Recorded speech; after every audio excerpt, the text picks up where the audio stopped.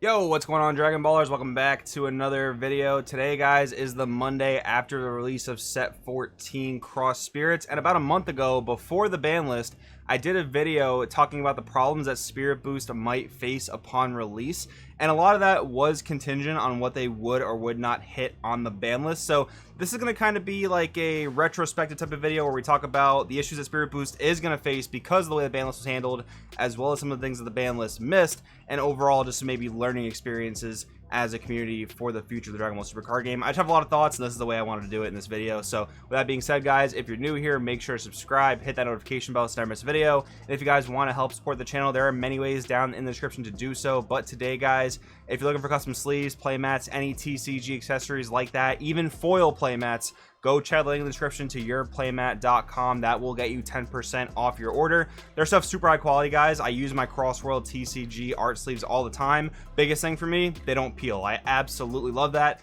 It's just a super high quality sleeve. They make great stuff there. Again, 10% off your order in the description. Let's get on into the video. Alright, so the reason I'm showing these three leaders is because now that, it's been about a month and some change since I made that previous video, I've tested pretty much 99% of the set. I've tested all the decks I wanted to test. I put together a lot of projects, some ways that the decks were kind of meant to be built, other decks I got a little bit more creative with, and I've done some deck profiles and different discussions like that you guys can all check out just through the library of the channel. But anyways, the point with these three leaders is, as far as Spirit Boost is concerned and my testing experiences with these decks, it really brings up a scenario in which, like, if you don't have a Unison in play, you just kind of can't play the game. And I know that I'm feeling like this for a reason, because I felt this way in set 10 as well, where I was playing Blue Vegito at the start of the set 10 format, and it really felt like that if I didn't see a blocker on 1 and a Unison on 2, specifically Zeno Unison at the time, and Obuni on 3, I just couldn't play the game. And I know a lot of decks, or maybe some decks, are more curve dependent than others, and I generally am a mid-range player, so I like to just be as flexible as possible with all my turns, being able to have any option I want on any turn. So maybe like a deck like set 10 Vegito just isn't for me, where you really need those types of stringent curves early on to play. But I've gotten that feeling really heavily with these three decks and some others. These three are definitely the main offenders for me in terms of, like, if I don't have a Unison, I just can't play. Like, speaking about Mass Saiyan Reboot, so many effects in the deck with the battle cards in particular and the leader's backside ability to restand and attack again are contingent on having a Unison in play.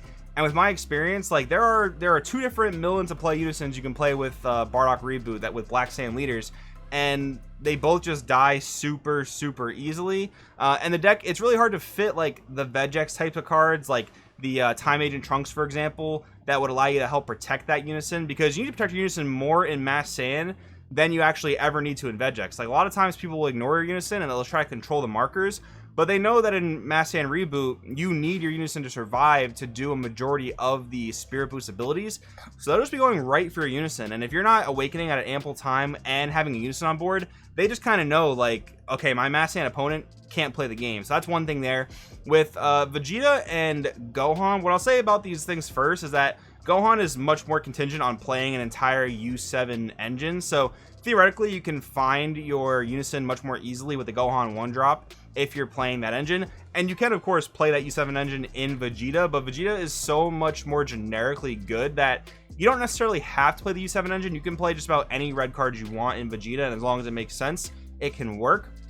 But the problem I found with both these types of decks, even with the U7 engine or not, is that if you don't have a Unison on turn 2, it is so hard to play the game. Like, you're just like skipping out an entire turn of advantages, you're not getting awakened, you're not getting to your power cycle, and then you just can't resolve your Spirit Boost abilities, which I will say in Gohan are a bit less important. Spirit Boost is not the most important thing for Red Gohan, but what's really important for Red Gohan is getting that Frieza Unison online, which allows you to combo with your skillless cards from the drop area, which is one of the ways you're going to start steamrolling a lot of advantage, having your 1-drop from turn 1, having your Unison from turn 2, and then comboing those skillless cards from the drop area to start drawing a massive hand is just one of the ways you really need to get started to start getting advantages. And it kind of goes back to what I was saying about curve-based gameplay for Dragon Ball Super, where these decks just seem to be a lot more reliant on it. Not so much for Mass Saiyan, because Mass Saiyan doesn't really have a curve. It's more so just like he needs a Unison in play to actually play the game.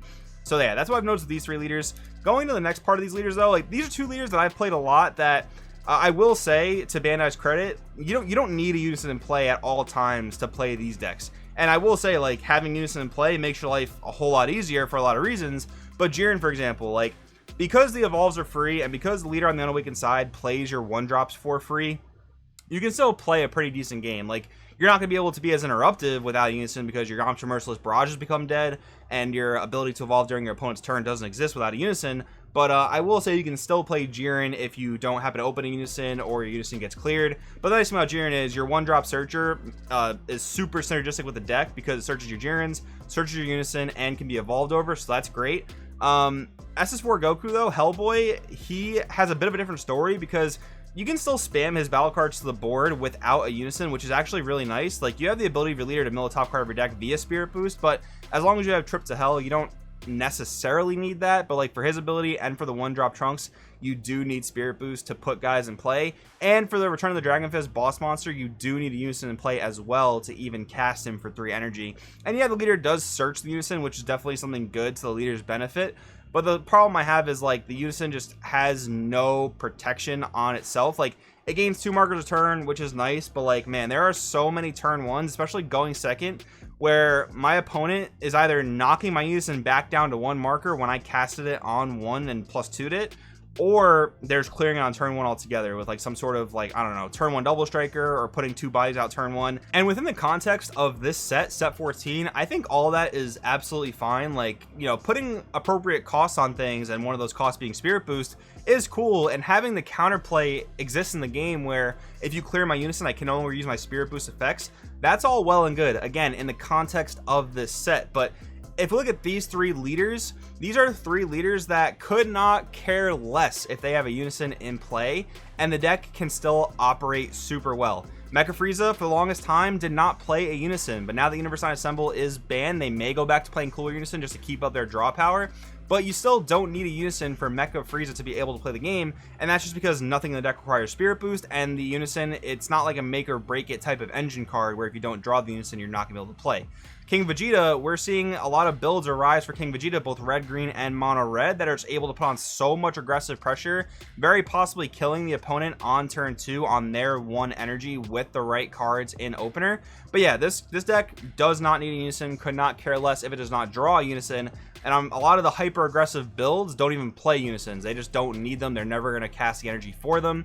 And then Dark Broly, I don't know, there's a lot of people that have mixed opinions on this. I'm of the camp that this leader was not nerfed hardly enough. Yes, it is a bit more glass cannon like on defense, but I'm pretty sure you can just trim a lot of the 0-cost combo cards to make the deck function pretty much normally again. But that's a discussion for another video. Basically, the point is, Dark Broly in no way, shape, or form needs a Unison to play the game, and you're able to spam 30k bodies for 0 energy. That is and has always been the problem with this deck being a bit too, you know, overwhelming in a lot of ways. So yeah, with these 3 leaders existing, you know, all of them seeing, well, I guess not really King Vegeta, but Dark Broly and Mecha Frieza seeing nerfs in some ways going into set 14, and there's still contenders that are very likely going to be way too strong compared to the set 14 cross spirit stuff. Again, we're gonna have to wait for more data from tournaments to really see how these things fall, but I know a lot of people are generally in this line of thought, and I generally agree with those people.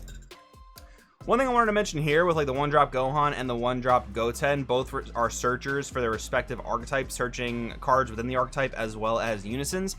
This kind of goes back again to what I was saying about curve-based gameplay, where these cards in these decks that require their Unisons become way more important. And these are really good examples of these types of cards. Gohan especially, I mean, he is a super rare, so you would hope that Bandai would make him really good. But yeah, so look at the top 5, add a U7 with an energy cost 4 or less, or a red Unison specified cost 2, and it also has the ability to draw when you combo with a Skilless, much like the Yellow Whis, which is another good 1-drop searcher for its archetype.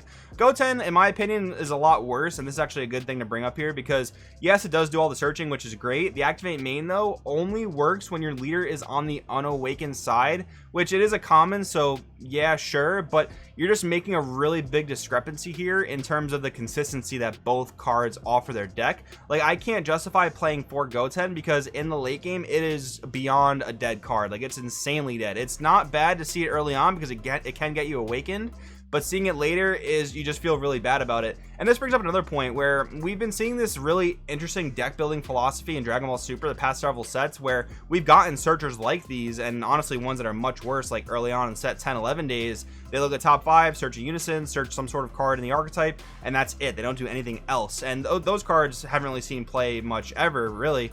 But the thing with these cards is that people in a lot of lists aren't playing one drops. They just don't do much with their turn 1 energy. Now, I would always love to be able to play a one drop that like draws a card or maybe searches. Like if I played Red Gohan, I'd want to play 4 copies of Ultimate Essence. But in Hellboy, I really just don't want to play 4 Gotens, because again, it's not really all that great on subsequent turns past turn 1, and its alternate ability doesn't really do anything for me after I'm awakened. So if they're gonna make these types of decks that are much more reliant on curve and on unisons especially, they might need to make these searchers better. Like if I'm not mistaken, the one for the android archetype can't even search the boss monster, which I'm just like, why?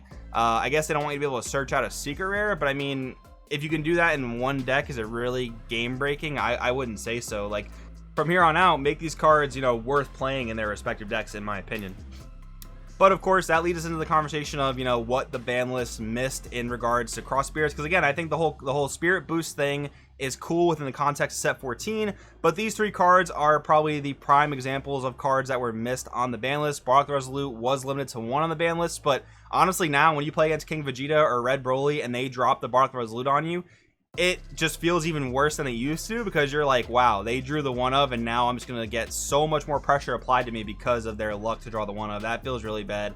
Probably a card that should have been banned. But yeah, Belmont Double Devastation and Mercenary Tau Unequaled Assassin are pretty much getting jammed in every single red and red-green deck, because they're just free play battle cards that offer you insane value. Mercenary Tau, free 15k critical, and we know that spamming 3 battle cards to the board is so easy no matter pretty much any red deck you're playing. It's just super simple. Belmont Double Devastation, a lot of people, especially newer players to the game, might not realize how good this card is, but even though you're clearing 3 of your own battle cards, you're clearing one of your opponent's battle cards, and you're fueling your drop area with Overwhelm without having to needlessly combo, which is insanely strong. And of course, in the red-green versions of those decks, you can charge either of these cards, set up for your Piccolo Jr. Eradicator of Peace. So the real question just becomes, like, why do I want to play the new Spirit Boost stuff, which is, you know, maybe appropriately costed, but compared to these cards, is over costed. And that's why we're seeing so many people complain about the King Vegeta aggro deck, because so many people are trying to play their new Spirit Boost decks, and they're just sitting across the table from this King Vegeta player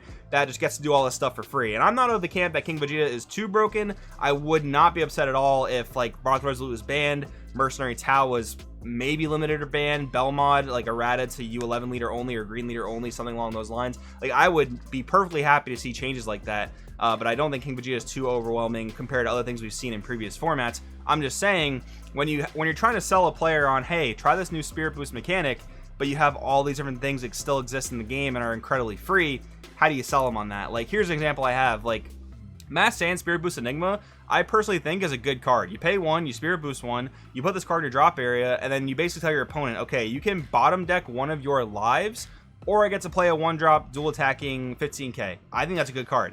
But why would you want to go with this aggro strategy when aggro King Vegeta exists and it's abusing Mercenary Tau Unequaled Assassin? That's just my kind of final pitch to you guys. But anyways, a lot of rambling in this video, a lot of stuff that I just wanted to talk about, my thoughts and whatnot. So of course, guys, I want to know in the comments below what you think. Thanks for watching. I'll see you guys next time.